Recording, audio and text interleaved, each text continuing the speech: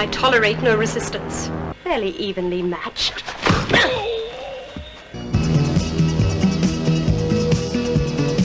Do you love gratuitous nudity? Do you love a good science fiction story? Do you love comedies? What is the cube root of 3,264.5? Did you ever think Monty Python was great, but wish it had more spaceships and mommy milkers? That's normal where I come from. How about a movie with gratuitous nudity, just because it's awesome? Do you yearn for that perfect blend in an amusing comedy romp? Stories that are so simple they border on nonsensical.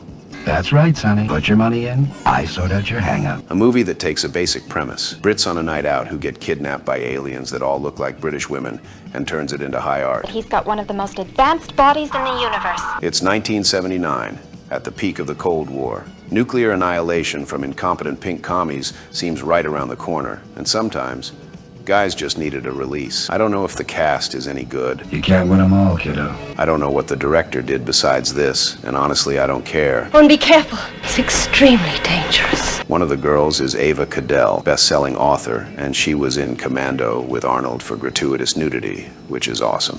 What's that? Have you got a weapon down there? They don't make movies like this anymore. It's got nudity, jokes, science fiction, and 90 minutes of pure fun.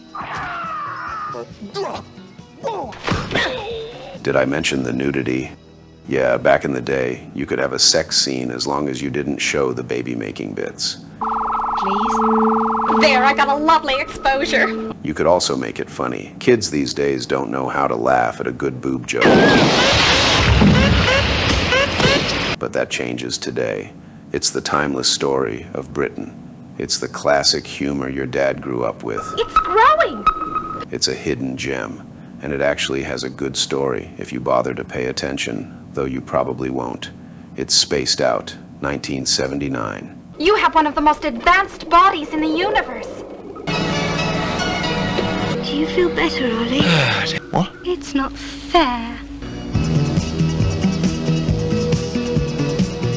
I told you I don't watch new movies anymore. It's not because they don't have enough nudity, because the hub exists. And it's not because sci-fi doesn't do enough CGI, because it does.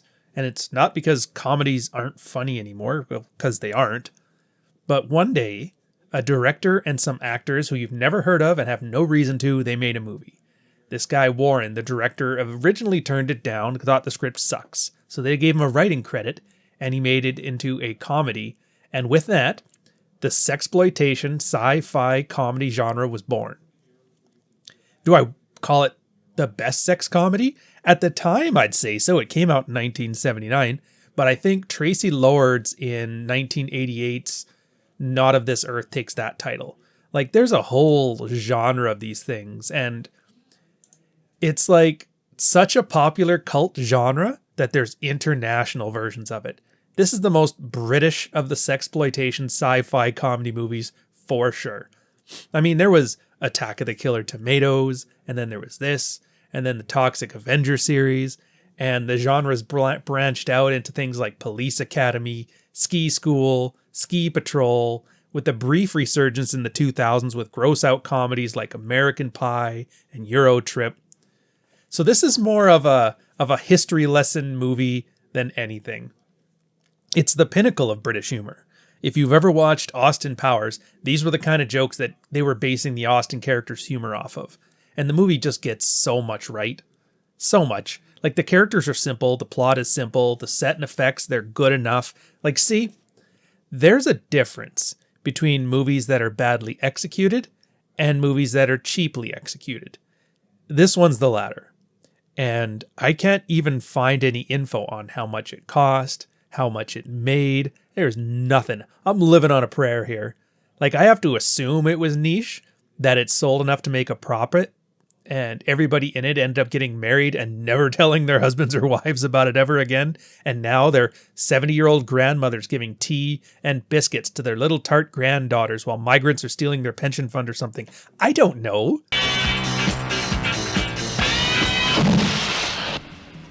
So what's Spaced Out? Like, do you remember blaxploitation films like Shaft or whatever?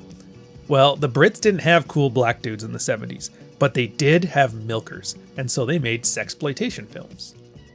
And all the cast in this movie are in the same 12 cult movies on IMDb, except for one, but I'll get to that later. So this is more of like a theater crew than everything. Like how everybody is Seth Rogen in a Judd Apatow movie. Except in this case, everybody is funnier than Seth Rogen. Everybody has slightly bigger boobs than Seth Rogen. And can I just say, by the way, off topic, what was with British accents in the 70s? I mean, these aren't posh people, but they sound so posh. You shouldn't be ashamed, Skipper. Buy a scan on the small flat-chested creature. Will do. I got a lovely exposure. Every line of dialogue is like music from the ladies. And from the guys, it sounds like a character out of a Disney film. Like if you watch British people on TV now, they all seem like effeminate or ghetto or flimsy in the wrist. But these guys, oh man, they all have chiseled jaws and stuff, and they're just regular guys. Even the nerd looks like, at worst, a 1970s Simon Pegg, which ain't as bad as far as nerds go. All right, pause. I want to say I hate YouTube movie reviews, but no one talks about this one. No one knows about this one. No one has dared to put this one on the internet with any sort of dialogue, so that ends today. Like every guy remembers, as a kid, sneaking your dad's old nudie mags or your dad's old VHS tapes and stuff. Matt Rife even has a 20-minute set on his comedy special about stealing his dad's tapes and getting caught. You had to become the master of rewinding or you'd get caught. It was good times, man. So even pinko commies won't come near this one, which is weird, because I thought they loved Star Wars slop. I thought they loved being sexual degenerates, and I thought they loved seeing strong, independent women kidnapping white dudes for sick experiments, but whatever. Even the commies don't know how good we used to have it. And I'm under no illusions. There is a good chance that this video will never see the light of day. YouTube will nuke it from orbit. I'm almost convinced. So if it'll be up for a bit, I'm sure. And if you're thinking about finishing the video later, watch it now, because I'm pretty sure it's going to be gone. Just like they kicked out King of the Kickboxers after DMCA strike, then I got them to lift the DMCA strike, and then they struck it again, and then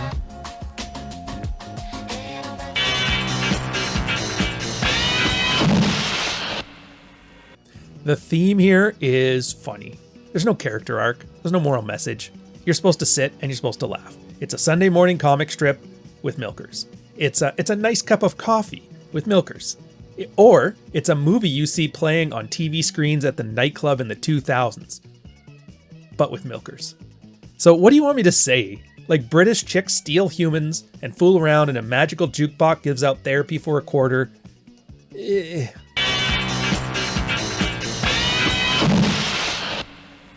And oh boy, this one's going to be fun. So the humans are, there's Barry Stokes as Oliver, with Lynn Ross as his fiancée Prudence. They're the average British couple.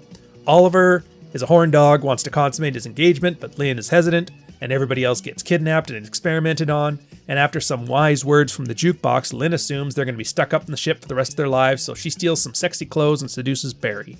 Now they're both happy, the ship lands and they leave. Happy ending, they go and buy some curtains.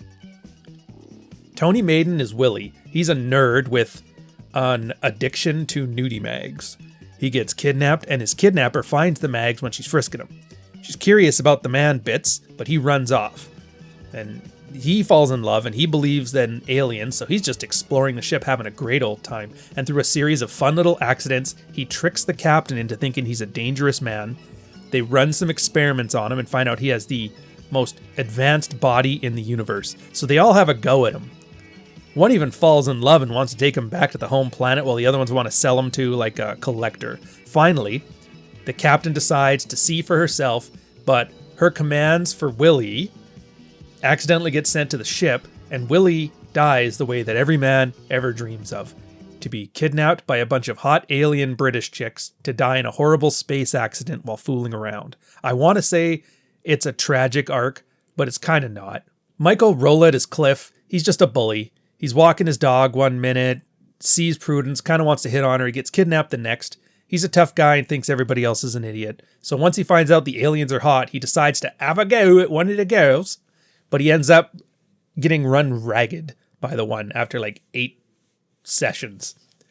So he flees the ship. He's trying to escape and hide from the hunger of the girls. And he ends up on a chair that probes him a lot. And then he manages to escape and runs off the ship and goes back to his life. So lesson learned, be careful what you wish for and don't sit on chairs that you don't know, I think. And then there's the aliens. There's Glory Annan as Kozia, there's Ava Cadell as Partha, and Kate Ferguson as the skipper. So Kozia is the doctor who just wants to have fun.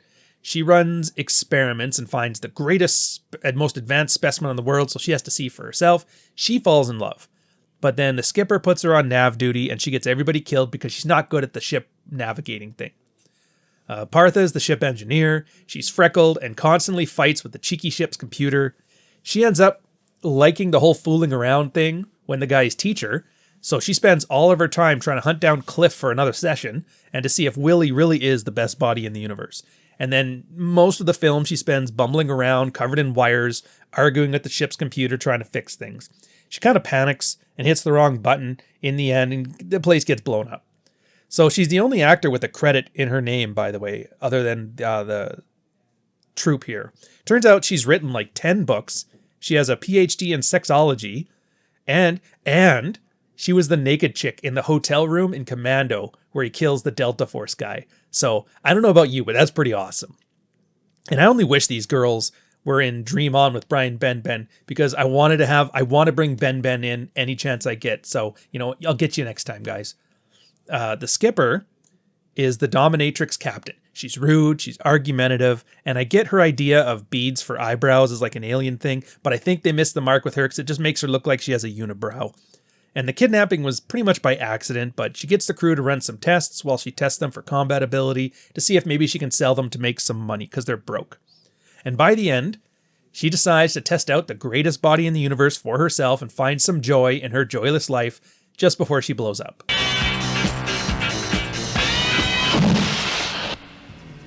So for the plot, it's got jokes. I don't want to talk about this like it's high art, so I'm just going to hit the beats. You look for your own setups and stuff on your own.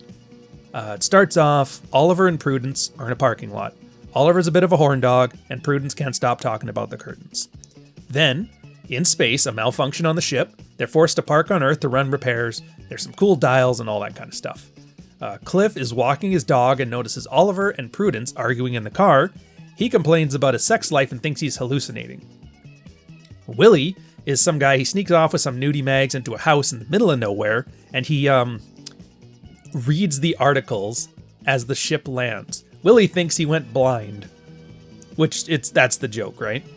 So the four of them converge, see what all the lights are about. Maybe it's a kidnapping, or I don't know who, they don't know what it is. And so they think a mobile disco made it pop down or something. So they hop on board, doors close, they're trapped. The skipper runs some tests from the inside there, and she finds them all weird, and they absolutely hate the girl. Now, Willie manages to wander off and explore the ship, while Cliff tries to hit on Prudence, which annoys Oliver. He then sees Willie get caught by Partha, who threatens to kill him. She pats him down for weapons, and finds his manhood, and she finds his nudie mags. Now she's curious. So she fumbles around trying to see if she's doing the things right that's in there. But she gets called back to work, so she has to go. Willie goes back to the group. He thinks he's in love. And then Oliver threatened Cliff. Don't ever try to hit on Prudence again. Prudence gets mad because he's acting like an idiot, and she threatens to break up with him. The crew then moves them to the entertainment quarters. And Prudence says the engagement is off with Oliver. Cliff sees his chance to sneak in. The ship attempts some repairs and try to take a takeoff. It doesn't go great. And then slip in some banjo music and some boob jokes. It's all in good fun. Next up, they find out they're going to go for pretty much broke with all these repairs, but the girls have a plan. They can sell these humans to a dealer who likes rare aliens. And then they argue over the ethics of it. And then they start looking at the nudie mags, and they're like, is this enjoyable or is this combat? So they're going to go find out for themselves from the guys. Back to the quarters, the guys meet the jukebox, the Wurlitzer. It turns out to be a therapist computer with a really cheeky voice. So they pop in some quarters and they get advice. It's pretty funny. The skipper takes Cliff to go test his combat ability while Prudence takes Oliver. Skipper beats up Cliff, and Prudence asks a bunch of math questions to test Oliver. They both fail. Then they switch spots. Skipper beats up Oliver, and Cliff tries to fool around with Prudence. So they decide these guys are too normal, they can't sell them, and they decide to drop them back off on Earth and they'll figure it out. But as they test Willie, he gets curious about the combat room, and just from like an accidentally cheeky scenario, ended up besting the skipper with all of her fighting prowess. She sends him off to the lab to run some tests, and Kozia down there finds out he'd be worth a fortune. He's the most advanced body in the universe. Willie gets aroused during her little tests, and then she amazes him with her curiosity about the science, and she has to test the science for herself. Skipping back, Prudence is harassing Cliff. They run 8 tests in a row, and Cliff needs to get out of there because she's going to kill him. So he runs off, and he sneaks off to a scan room to hide as she's relentless. And he gets locked into this chair, but it doesn't go well because it has a probing machine on it. And so he gets probed, and then you leave him there. Kozia, after her session, reports the results to the skipper, and then Prudence has to test for Willie for herself. The skipper has a proposition for Willie. She wants him to come along. They sell him to the thing, and they make a bunch of money, and he gets to live with them forever. They think it's unethical to steal him, so they want to have his permission. He says no. Back to Prudence and Oliver, still at the quarters. They get some relationship advice from the Wurlitzer. The guy tells Prudence to chill out, and they tell Oliver to act more masculine. Hopefully it saves their marriage. But Oliver, he tries and he screws it up. Prudence runs off. She finds a room with fancy clothes in it and thinks, you know what, we shouldn't really fight. And so she puts on some fancy clothes, and then they fool around some in there. And back to Oliver. So he turns them down on their plan to steal him. He says he can't leave Earth, and he's like, he has to tell everybody about what he's seen. Kozia declares her love for him, but he says he can't, he has to go. So skip back, after Prudence and Oliver are finished, the ship's computer promises to take everybody back home, and they should get ready to leave. And this entire time, Cliff is still being probed, by the way, for like the last 6 hours or something like that. You'd never think rectal probing would be as funny as it is, but it's pretty funny. The banjo music really sells it. So he gets out of the chair, and then he runs off, and then Oliver and Prudence just get out, and they decide to go buy some curtains. But Willie goes to the Wurlitzer one last time, and the Wurlitzer's advice is, dude, just go with it. Nobody on Earth cares about you, and they don't like you. You've got nothing to lose. Why wouldn't you stick around? So the skipper sneaks over there and breaks in. She's like, I'm going to give him one last test and convince him to stay with us. Just relax and go with the tide, kiddo. Just let things happen. Luckily, it works between her and the Wurlitzer. And then they have like an Austin Powers line. What's wrong? I've got my lip caught in your zip. I don't know why. I find it funny. So now there's a final set piece, and it's a hilarious high-paced romp. While the skipper and Willie talk about the future and read the articles to the backdrop of some funky disco beats, Prudence is trying her best to keep the ship together while Kozia tries to navigate it. After hearing the skipper enjoying herself, she assumes those are ship commands, and so she's pushing all the levers and the buttons, and the thing's spinning out of control. So I'm not going to give you all the beats, and I'm definitely not going to show you all the scenes. But yeah, none of them made it. None of them made it. So thanks for sticking around so far. We had a brief period in the 70s where we still knew how to have fun. We gave nobodies a video camera and some shameless ideas, and they just rolled with it. I don't know, man. I just love it, and there's no way you don't love it. And I'm not talking in that ironic way that people watch The Room or Mystery Science 3 to 3000, where everybody laughs at how bad the acting is. I mean, it's fun.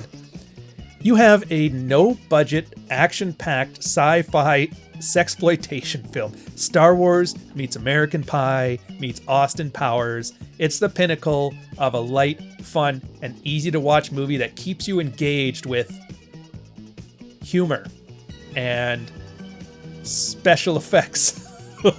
I suggest get yourself a DVD or a VHS of this if you can, and hide it somewhere, but not too well, so that when you have a teenage son, he can steal it one day and have that sort of childhood that streaming services and the hub stole from him with all their nonsense. Because I guarantee you don't want him watching some movie about a girl that gets caught in the dryer. It's not worth it.